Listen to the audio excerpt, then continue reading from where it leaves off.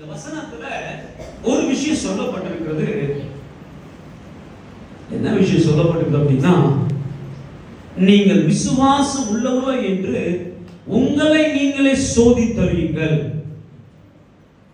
வசனம் சொல்லுது, நம்ம எல்லாம் யாருங்க?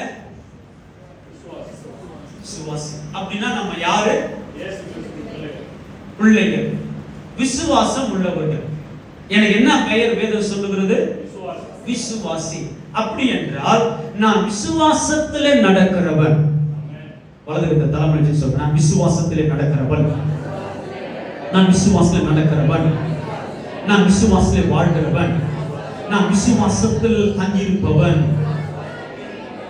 விசுவாசம் என் வாழ்க்கை, விசுவாசம் என் பயணம், விசுவாசம் தான் என் இறுதி மூச்சு. என் ஆயுள் முடியும் வரை விசுவாசமே என் படகு.